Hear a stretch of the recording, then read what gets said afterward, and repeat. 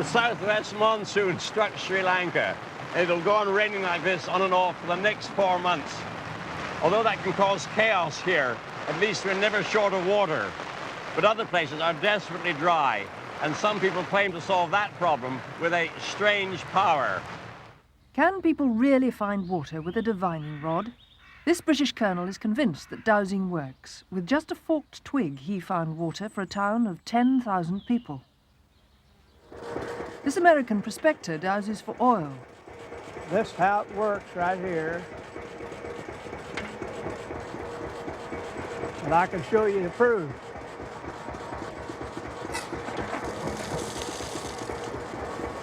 It's good oil.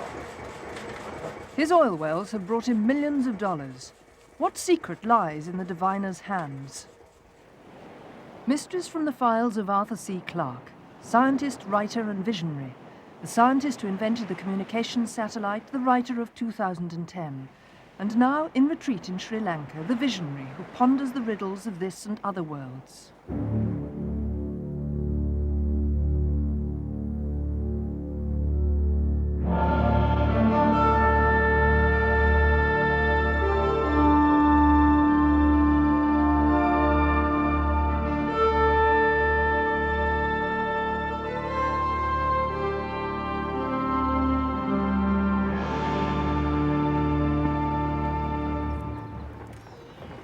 There's one part of Sri Lanka that the monsoon rains often miss, and that's the dry zone here in the southeast.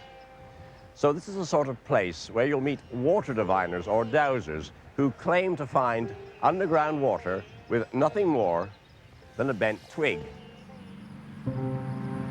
Around the world, some dowsers claim not only to find water, but also precious metals and even oil. Clayton McDowell is a professional oil dowser. In his Cadillac, he cruises the countryside of Illinois, prospecting from the driving seat. When the rod twitches, wife Marge has to steer. I have my wife most journey to hold the wheel while I'm driving. And gives me a little scare once in a while. Just don't go too fast now. That's the way we do it. Yeah, it's working real good here. Clayton claims dowsing rods should work for anyone. Most people they'll work for. The fellow I got them from said if they didn't work for you, you were dead. So It still won't work for me. so It certainly seems to work for Clayton. He claims 90% of the wells he dowses yield oil, far above the success rate of his more conventional rivals. The fields of Edwards County, Illinois, are alive with his pump jacks, and oil companies clamour to hire him. I doused all these wells over here for Maybe Oil Company and staked their locations for them. One of Clayton's most spectacular finds was in the grounds of Edwards County High School. It's been running short of cash. Principal Bob Wallace. Money is very short this year. Programs have been cut. A lot of our equipment has been used for more years than it actually should. We used to depreciate our books in 5 years, and now then we're going on more like a 7 or 8 year program. Clayton offered to help out. He dowsed the school grounds, and he soon struck pay dirt, right next to the playing fields. They decided we had oil, and he drilled this well, and we got one. The school well is producing 110 barrels a day, and the school will get 1/8 of the revenue. We imagine about $300 or $400 a day. And so you multiply that by 365, that's going to be a good piece of change. We love it. Dowsing is known locally as witching. Headmasters are usually skeptical of such things. As an academic, I feel it hard to believe that oil can be found by witching and all that. But it's been very successful, and with the money we're getting, it's going to make a hell of a difference in our school.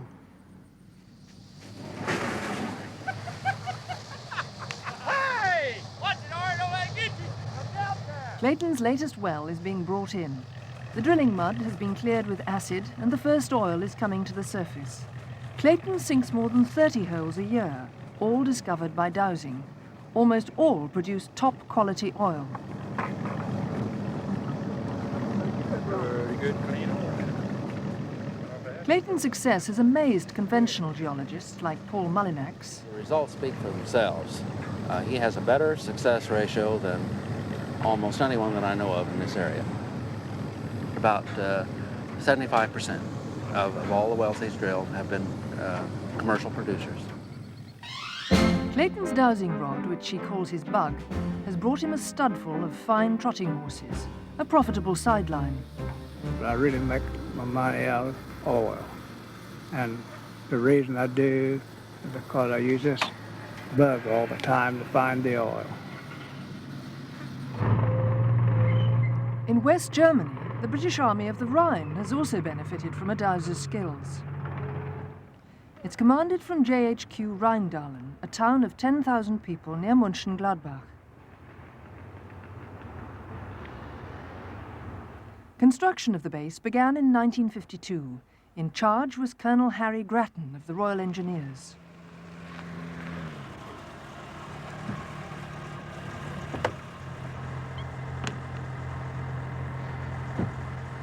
Colonel Grattan is now retired, but whenever he returns to the base he built, his first visit is to the scene of a personal triumph, the Army Waterworks. Thank you. Hello, Hello, Herr Ulrich. Pleased to meet Very you. nice to see you again. Welcome in Rheindahlen. Today the works provide all the headquarters needs, but water was a problem when Harry Grattan was planning the base. Into the tie-in bed. To supply Rheindahlen's schools, offices, living quarters and barracks, he needed at least 700,000 gallons a day. Local German waterworks offered a supply, but Grattan knew this would be expensive and was doubtful about its quality. Some of it was very hard, up to 36 degrees of hardness. And it wasn't a water which we cared for, either for drinking or shaving or boiler houses or pipes or anything. So the colonel cut a divining rod. He already knew there was one small well of good water on the headquarters site. Something's dragging it down. But could he really find enough for an army? Naturally, I'd consulted with the German geologists as to the lie of the land here and what they thought about the prospect of water. And they were reasonably impressed by the first findings that we made on the headquarters site itself, but their rather gloomy prognostication was that this was quite a small and insignificant find, and that the line of the Schwarm stream, which is this, would be the western end of the water table. However, I wasn't satisfied, so I came out here and doused in these woods, through these woods, and I went across the field, still finding water, until it suddenly stopped. By now, Colonel Grattan was in the shadow of the German waterworks at Waldnil, so close that his dreams of an independent supply seemed impossible.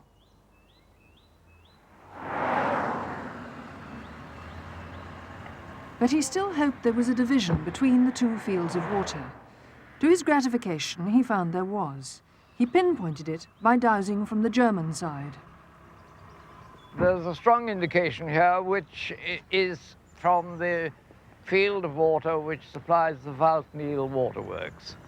For a long time, I couldn't find the division.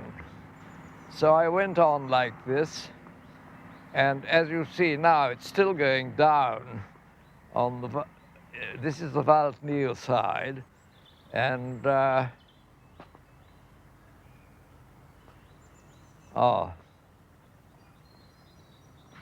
yeah, it's not going down, slack, quite slack. For a few paces here, there's absolutely no pull on the rod. It's quite slack. There's nothing here. And then, if I go on, and there it is. Very strong pull. Now that's the beginning of the water-bearing area which I had discovered. They did miss our patch. That's the extraordinary thing, and they missed it by so little. As you see, their waterworks are right on the very edge of our area. 30 years on, the vast Rheindalen base still relies on the secure and independent supply found by Harry Grattan. The savings on German water rates run into millions of pounds. There's enough for 10,000 people, with plenty to spare. For Colonel Grattan, dowsing has a simple explanation. It's called water divining, and there is in it an element of the divine, if you like to think of it like that. You are asking to find something, and some power gives you the power to find it. And that's how I prefer to believe it. There are more things in heaven and earth ratio than are dreamt of in our philosophy. Wait a minute, don't run, please. Come back. Come back. You know where we're going? Danville, Vermont. In this small American town, everyone learns the mysteries of divining from an early age. In the place that calls itself the dowsing capital of the world, it's on the school curriculum. And everybody sit down. Okay, now, all you're doing with dowsing rods is tuning in like a radio, and you're making yourself into a radio. It's very, very simple. When you are dowsing, you're trying to tune your antenna to something that you don't know the answer to.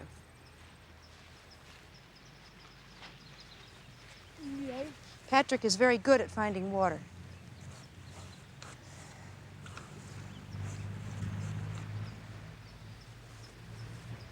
Good. Very good. Danville's annual dowsing convention brings people thousands of miles to brush up techniques and to check out the latest equipment.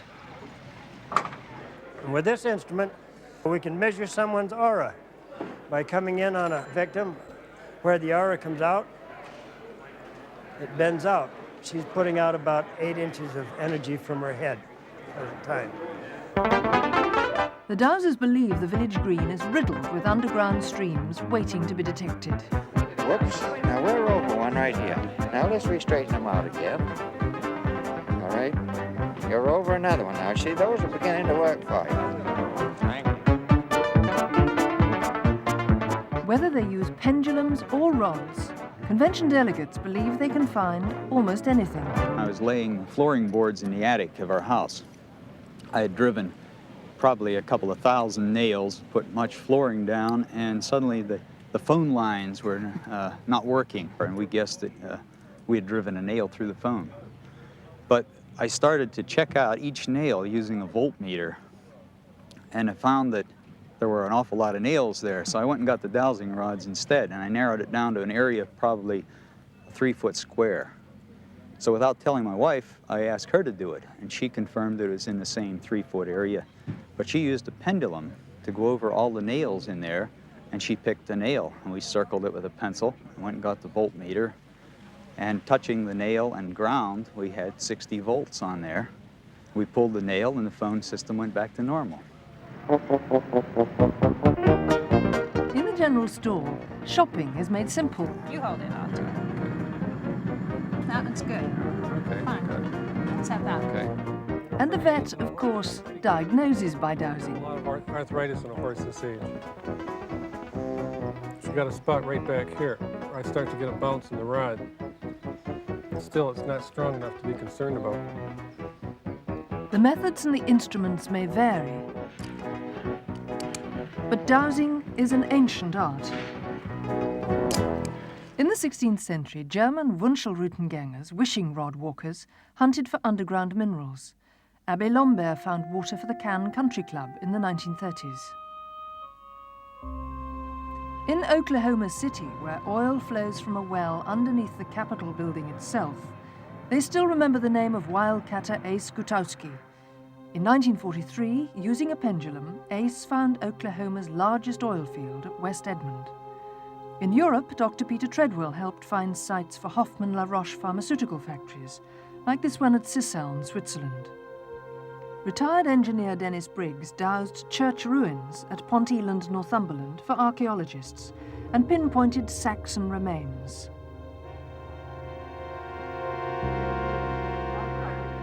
At Camp Pendleton, California, US Marines were given dowsing detail during the Vietnam War. Their instructors claimed the rods would lead them to hidden Viet Cong guerrillas. Dowsers are so confident of their powers that they seldom bother to ask the fundamental question: are they just lucky, or is there a scientific explanation?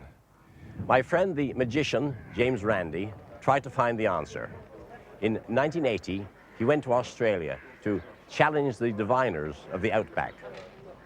$50,000 were on offer to anyone who could unfailingly find water and metal buried in the test area. The dowsers were certain they'd scoop the prize. It'll be the easiest day's divining I've ever had if the money comes forward. The value's roughly... First they looked for metal. Lumps of gold and brass were hidden in one of 10 boxes. The dowsers' task was to say which box contained the metal, but in 61 tries, they found it only 4 times.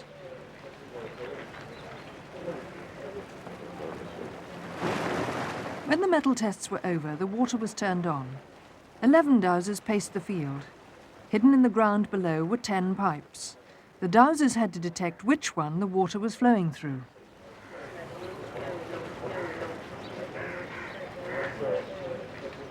By chance alone, they had to be right 10% of the time, but the dowsers boasted they'd score at least 80% success.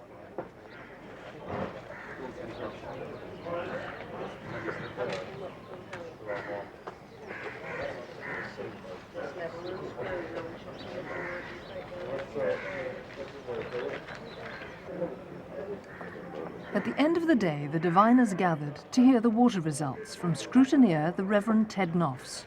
Out of a total of 50 tries, there were only 11 successful attempts, which was 22%. The total of everything, that is to say the brass, the gold, and the water, meant 111 tries were undertaken. There were a total of 15 successful, and that makes approximately a percentage of 12%. So the result was just a little over the 10%. It would seem to indicate that dowsing as a force simply does not exist except in the imagination and in wishful thinking of the people who try it. What are we to make of Randi's test for dowsing? The experiment was well designed, but I don't quite agree with his conclusions. The test for water and the test for metal were entirely separate experiments. He shouldn't have combined the results. The dowsers were hopeless at finding metals.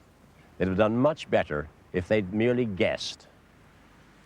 But the results for water are rather impressive. By chance alone, the dowsers should have been right 10% of the time. Their actual score was 22%. The odds are 100 to 1 against that happening by chance. So the dowsers were quite good at locating water. They weren't as infallible as they claimed to be, but they were distinctly better than Randi admits. I've been able to find only one experiment that suggests how dowsing may actually work. On the campus of Utah State University at Logan, Professor Dwayne Chadwick is preparing the ground for the latest in a series of dowsing tests. He hopes to establish a connection between dowsing reactions and the Earth's magnetic field, using student volunteers hijacked on their way to classes.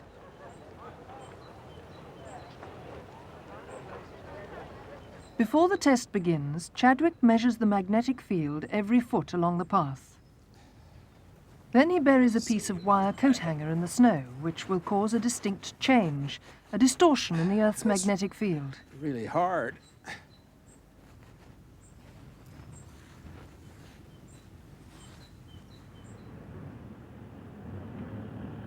The tests are designed to discover whether dowsers can detect changes in the Earth's magnetic field, like the one caused by the coat hanger. Any movement of the rods, a dowsing reaction, is carefully recorded. Chadwick got the idea from a local newspaper story. I saw something that made me really wonder. 2 boys fell through the ice on the Snake River and were drowned. The search party couldn't find them, and a dowser came along and located them. after the search party had given up. That got me thinking there must be some scientific basis on which that might work, because here's a whole river of water. Obviously it wasn't the water. And I postulated that the skates would distort the Earth's magnetic field. Underground water also causes such distortions. Perhaps dowsers can tune into them. This might explain the basis of dowsing. But why should the rods twitch? I postulated again that here we have the human body, which is really a conductor of electricity. And as you cut the magnetic field, this causes micro voltages to be induced into the tissues, the muscles. That shortens the muscle. It causes a slight misalignment of the hands, subconsciously, not consciously, and causes a dowsing response. In a previous test, students dowsed a 60-foot-long path. Unknown to them, Chadwick had buried a piece of wire coat hanger at a spot 26 feet along it. The dowsing reactions were grouped in bunches, especially over the wire. 23 out of 25 people got a reaction within 3 feet of that spot. And statistically, of course, that's, you could break the bank at Monte Carlo with those kind of odds. And we did show that they tended to get reactions where the magnetic field is changing. The magnetic field is changing most where the graph is steepest, and that's where the dowsing reactions are bunched. Based on our statistical evidence, I think there is a possibility that this is the mechanism by which the dowsing reaction occurs. In Carmel Valley, California, the telephone company has a dowser on call. Just turned off Highway 1. I'm eastbound on Carmel Valley Road. Are we going to keep trouble with the old Dunaway ramps? The buried service wires, underground wires seem to have gone bad. Is that one right by Mid-Valley? That's the one. You can go out there and locate the underground facilities. Engineer Tom Harmon had trouble convincing his boss. When I first heard that Tom could find lines using copper rods, I just sort of laughed and chuckled and said, sure, until he had me do it and taught me how to do it. And then you just have to believe it. We encourage all of our employees to either learn it and not laugh about it, but try to use it. Tom's job is to find and fix faulty telephone lines. He's sure that this one will present no problems.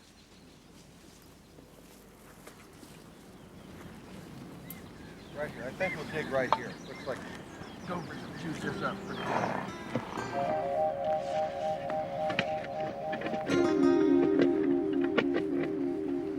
But several hours later, there's no sign of the cable, despite energetic excavations and the insistent swing of the dowsing rods. That shows right where it should be.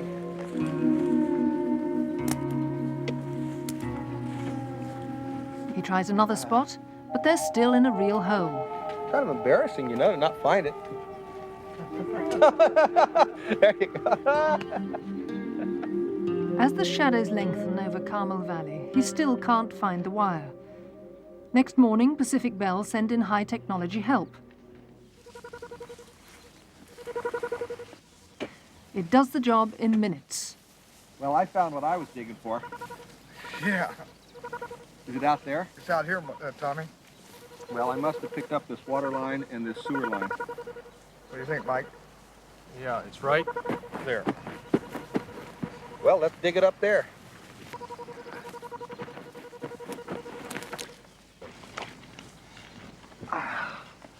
I found it. Yep, there it is. Boy, that sure was deep.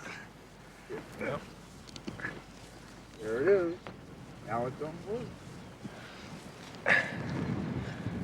He's been wrong before, and it won't be this last time probably, but most of the time we'll find the wire with the dowsing. I still believe that dowsing works, and I've been doing it a lot of years, and I'm going to keep it up.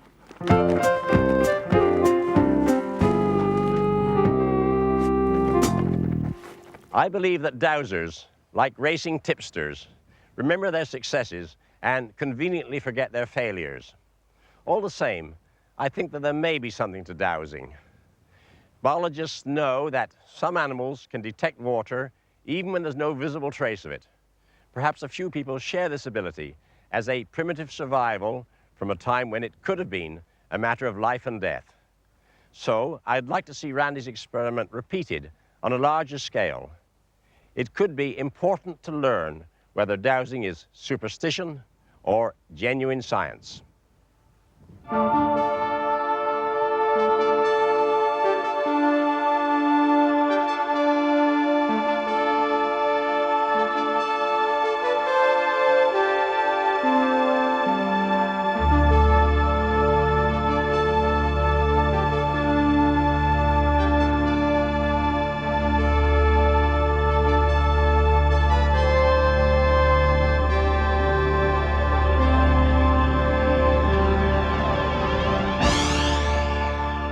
Next week, walking on fire.